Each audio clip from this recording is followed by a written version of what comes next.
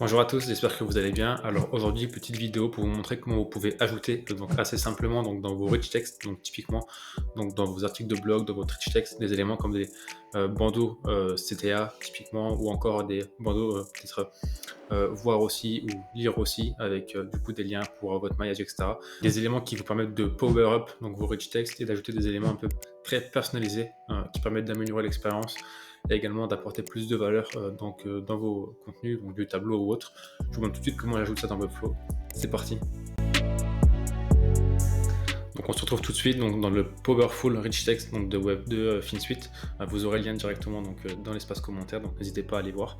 Donc ça fonctionne comme tous les attributs de FinSuite, donc vous avez juste à copier-coller le rich text, ensuite d'ajouter plusieurs attributs, donc notamment un sur votre rich text, donc l'élément qui contient votre cœur de texte sur votre article de blog par exemple, et également le component identifier qui est en gros un ID, enfin une value que vous donnez à votre composant, votre div, votre élément. Donc il vous suffira donc ensuite d'ajouter la value en variable donc directement dans votre élément CMS, donc dans votre collection CMS, dans votre rich text. Et en fait, ça displayera donc la div, l'élément en fait que vous aurez designé qui portera cet attribut directement à l'endroit où vous aurez placé cette variable. Je vous montre tout de suite comment ça marche, c'est parti. Donc par exemple, dans les guides de tracteur, donc là typiquement le guide de la nacelle araignée, on a un élément qui est donc se base sur cet attribut de FinSuite, qui est en fait l'élément que vous voyez ici. En fait, ça nous permet, en fait, nous, ça a deux objectifs. Le premier, c'est de mettre en avant les articles de la catégorie de produits les plus loués chez nous, donc pour générer du business et du devis, tout simplement. Donc, pour donner envie du coup aux prospects d'aller jusqu'à la location ou en tout cas de faire un devis, mais également pour du maillage, donc de mettre en avant donc, les articles et les liens des articles en avant et en haut du contenu. Donc pour ce faire, donc dans Webflow, c'est très simple. Donc ce qu'il faut faire, c'est donc ajouter donc l'élément que vous voulez display dans votre contenu. Donc typiquement, moi ce que j'ai fait, c'est que j'ai designé sur la juste ici une div dans laquelle j'ai ma collection CMS, dans laquelle en fait j'ai sélectionné les 3 articles que je voulais, typiquement donc pour ma catégorie matérielle. Mais ça peut être un bandeau bannière CTA tout simplement avec de la legend derrière, un formulaire, ce que vous voulez. Cet élément-là, ce qu'il faut faire du coup, c'est lui ajouter donc l'attribut FS Rich Text Component. Moi, je l'ai appelé article rich. Vous pouvez l'appeler comme vous voulez. Il faut savoir que cette valeur sera récupérée et ajoutée en variable directement dans votre CMS, je vous montre juste après, et ajoutée en deuxième valeur directement donc sur votre rich text. Donc le fs rich text element égale rich text, et ensuite d'ajouter le custom code dans le body de votre page qui est powerful rich text, qui est là, celui-là, powerful rich text. Et vous pouvez le récupérer directement et le copier sur la page de FinSuite, ça sera beaucoup plus simple, ou en passant par Genius Academy. Je vais faire également du coup un article dans Genius Academy portant sur ce sujet pour que vous puissiez récupérer toutes les informations directement. Et ensuite, ce qu'il faut faire, c'est aller dans votre guide en question. Donc par exemple, si je vais dans mes guides, si je mets une seule araignée, par exemple, location comme guide de la seule araignée, voilà, on voit bien que dans notre contenu, on a l'élément article rich qui est mis en variable, donc bien avec les crochets, voilà, entre crochets. Et ensuite, donc, si on regarde ici, on voit bien qu'il arrive dans la section conseil pour l'utilisation de l'install araignée. Si on va ici, il arrive bien dans cette section juste là. Et vous pouvez l'ajouter autant de fois que vous voulez. Donc, à chaque fois que vous ajouterez cette variable dans votre rich text, vous aurez directement l'élément qui sera display. Donc voilà, c'est fini pour la première fonctionnalité. Donc c'est très simple à mettre en place comme vous l'avez vu et relativement rapide. Donc voilà, et je vous montre maintenant comment vous pouvez ajouter d'autres éléments comme des tableaux, des éléments plus custom, donc où vous devez modifier plus du texte, etc. en fonction des pages, ce que vous ne pouvez pas faire sur l'élément Powerful Rich Text, car ça sera le même élément à chaque fois, sauf si vous vous posez sur une collection CMS. Mais c'est, je pense, pas forcément le use case le plus fréquent. Je pense que c'est souvent pour des éléments comme du lire aussi, voire plus, etc. Il va falloir passer par du custom code et je vous montre tout de suite comment ça marche. C'est parti.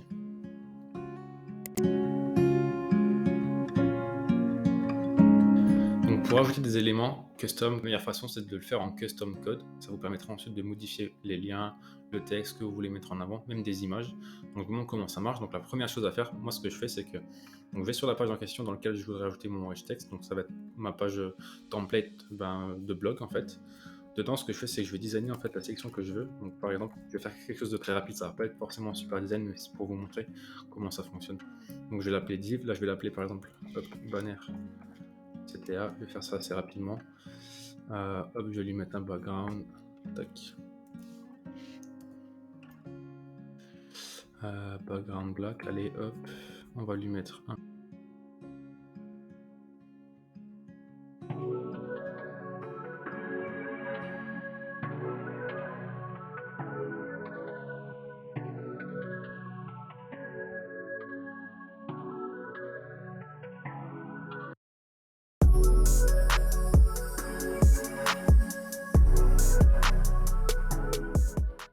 Donc là, par exemple, vous avez votre bannière CTR. Donc là, vous êtes content, vous vous dites trop bien comment je fais en sorte de pouvoir la récupérer et l'utiliser donc sur tous mes articles, et également que je puisse en fait modifier le texte que j'ai en fait ici, parce que peut-être que le texte sera pas le même dans tous mes articles de blog, ce qui n'est pas possible de faire en fait avec la fonctionnalité Powerful Rich Text, car avec cette fonctionnalité en fait vous récupérez tout le temps le même bloc, qui est un bloc qui est ISO sur tous vos articles de blog et que vous implémentez dans votre contenu. Là, ça sera vraiment un bloc custom code que vous copiez-collez donc directement dans votre rich text et que vous pourrez modifier à la mano directement. Donc, la première chose à faire, donc, c'est de designer, de bien l'adapter à tous vos écrans. Donc là, j'ai commencé à designer sur le mauvais écran, évidemment, parce que hop, je suis pas concentré. Donc on va faire la même chose ici. 24 pixels, tac tac tac, et on va le mettre en center, tac, vertical, et on va le centrer. Donc ensuite vous vérifiez que votre design il fonctionne bien sur tous les devices. Donc hop, là c'est parfait, bon, là ça le fait aussi. Et là ce qu'on va faire, c'est qu'on va dire que le button il prend 100%, par exemple, tac tac tac, width, pour que ce soit un peu plus joli, 100%, et bien sûr il faut que le bouton il soit centré, voilà.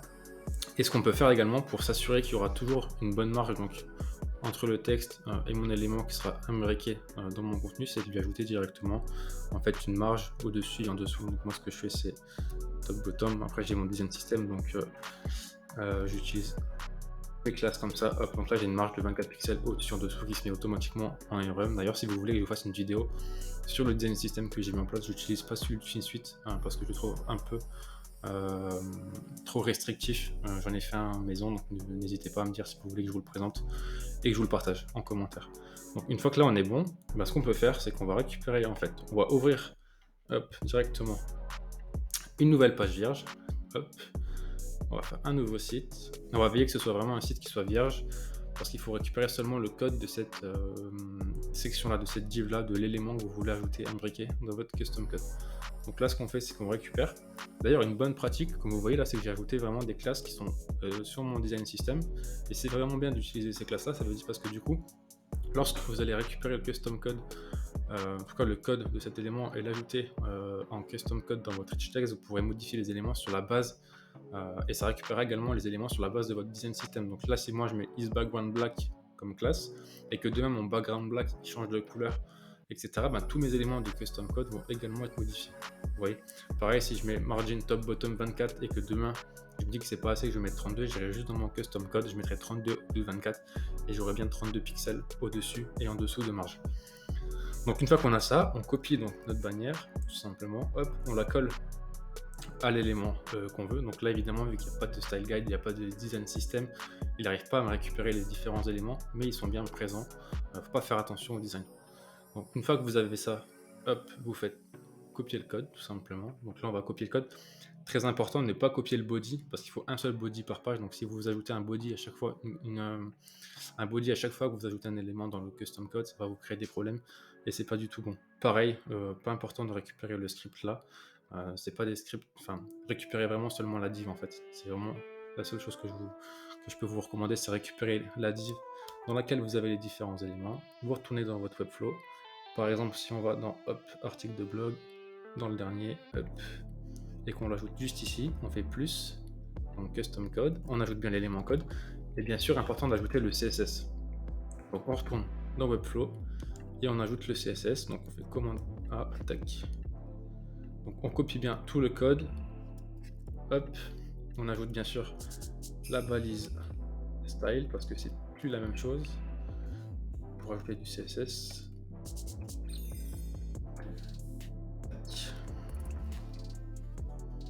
Et on ajoute à l'intérieur tout simplement le code qu'on a copié. Là, une bonne pratique également, c'est de ne pas laisser le code, en tout cas les classes CSS, les éléments CSS qui sont déjà présents dans votre style guide, et de les supprimer, d'ajouter seulement ceux qui sont sur la base de votre nouvel élément. Save and close, on peut publish.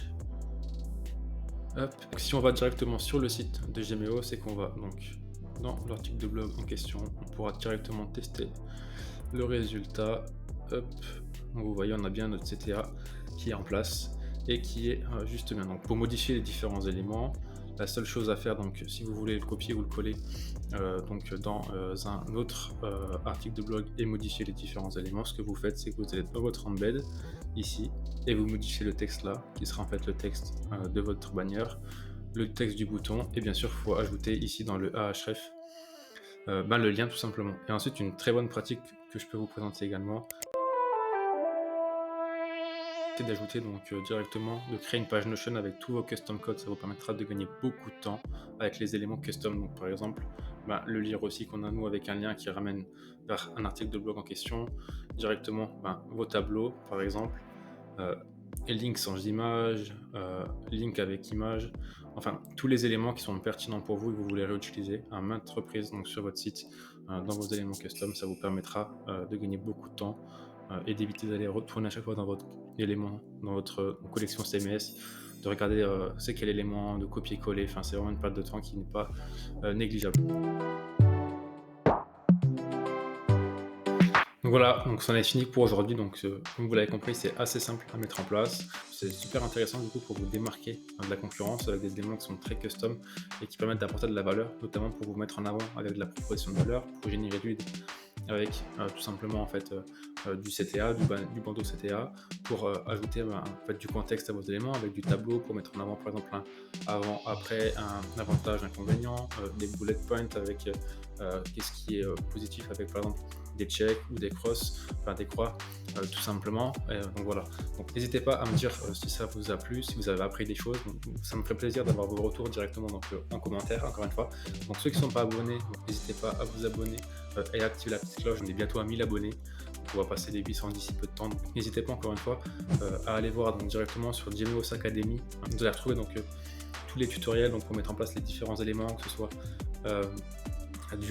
soit donc ajouter un filtre, ajouter un sommaire, donc comment faire pour avoir un design optimisé pour votre blog, etc. Donc tous les éléments qu'on voit en vidéo, même des animations sur Webflow, donc, sont recentrés, donc centralisés dans Gmeos Academy, et vous pouvez même y retrouver directement les custom codes que vous pouvez copier-coller. Donc n'hésitez pas à aller faire un tour et n'hésitez pas à me dire si vous voulez que je traite certains tutoriels. Donc voilà, donc je vous dis à la semaine prochaine et portez-vous bien. Salut!